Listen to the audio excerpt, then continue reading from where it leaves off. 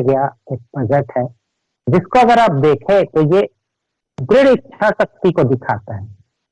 इसको अगर विश्लेषण किया जाए तो बहुत ही इसमें ऐसी चीजें हैं जो देश के विकास की अपरिमित संभावनाएं जो है उसके तरफ बढ़ते देश का एक एक हिस्सा इसमें नजर आ रहा है। अगर महिला सशक्तिकरण की बात करें, 3 करोड़ महिलाओं को लखपति बनाने की जो बात है, मैं कहता हूँ किसी भी देश की आधी आबादी को जब तक आप सशक्त नहीं करेंगे उस देश का आधा विकास होता है।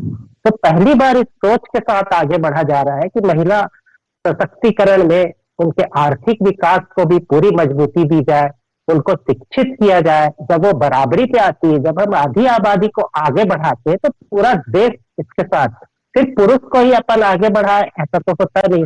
तो ये मजबूती की बात आ रही है, इसमें धीरे धीरे जागरूकता बढ़ रही है, देश में एक ताकत बढ़ रही है। दूसरी चीज, शिक्षा की बात अगर हम करें तो सिर्फ लोगों को डिग्रियां पकड़ा देना, शिक्षित कर देना, ये कोई बात नहीं होती। शिक्षा जो है वो रोजगार उन्मुलक होना चाहिए, उसमें रोजगार के अवसर पैदा किया जाए। मैं कहता हूँ पुराने समय में कांग्रेस की सरकार थी, उन्होंने आजादी के बाद बहुत अच्छा काम किया था। शिक्षा के साथ उन्होंने छोटे बच्चों को उस समय पाठ्यक्रम में अगर आपने ध्यान दिया हो तो छोटे बच्चे उस समय तकली चलाया करते थे, उनको अपने हाथ से धागा बनाना सिखाया जाता था, स्कूलों में रोजगार। पर धीरे धीरे चीजें भटकती गई। इसका कारण यह है कि भ्रष्टाचार जो सिस्टम में व्याप्त होता है, सरकारी योजनाएं जो है वो इस तरीके से फेल होती है। सरकार की मंशा संस्था में बैठी हुई पार्टी चाहती कुछ है जनता के विकास का, लेकिन बीच में जो परिस्थितियां वो बदलती है।